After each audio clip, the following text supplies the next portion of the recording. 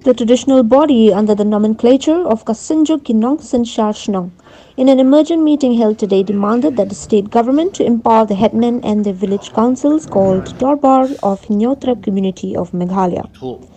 This demand came to the fore when the government of India wanted to provide fund to the tune of 13,193 crore rupees to the local bodies and the panchayats. Empowerment, but legal status yaki traditional institutions hapo kabri Nyotrap. Hagaju kapor ni haga times kabami pat hagasantarik ba secretary jongka health department Mr. Sampat Kumar uang ba yang kan kisah channelize bat ban penian lemba ke government kita ke health department ngim kena yaki birokrat ke jungi henry haba mundon kita ki lada ka sarkar kam itu yengi ki traditional institutions kita ke local dorbar kumno ban channelize ka ya ka pisa lemba jungi nakata kada ngikwa ban pensngo hab syabara ki pai ba jong ka briu Nyotrap bana ka liang ka sunjuk kinong sensya sunong menta ka sngi kitang suan pai na po Delhi chief minister jungi bat ki menteri jong u ngin lek ya kendo ya ka cabinet bat ngin dawa ba ka ni ka sarkar ka dei ban ai ka ta ka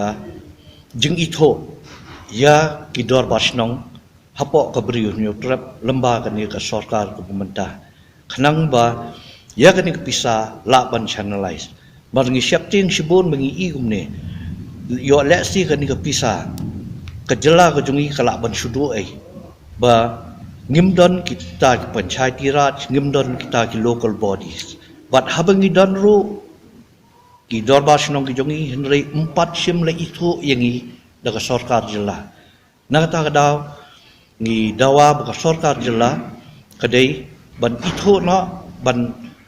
pentip no ban pas no daga notification bala itu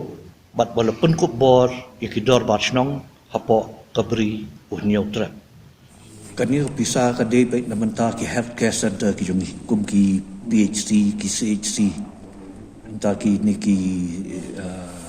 sub center ki healthcare sub center mo kum kanuksa kum hang ni haga jia pulun ni ngidon hapo jia lam sning ti hapo jia lam sning tai ki don sipau khat atli ki Dorbar Shnong ki balong attach pat ka tai ka center hapo jia lam sning dilarkan ni ke pisah kawan dong kan kin channelize ke state government lemba kini ki Dorbar Shnong ban yatrai lam bat ban bud kat kum ki guidelines bala ai daga 15 finance commission kumno ban pendot kam ya kani pisah dikelong kum ki self help group lada hasor ni hanong kendong mal PPIE hi pi ki basyang sharum shanen ki PHC ki CHC jong ni shanong kendong la long beberat kai ke pisah ki MLA scheme la thau la pen shnai ke building umdon doktor umdon nurse bonsin ki kalaya long yengja henry lada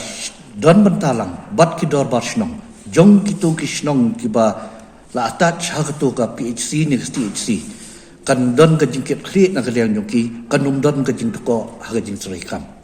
but ya kan ki pisa haba kawan syaki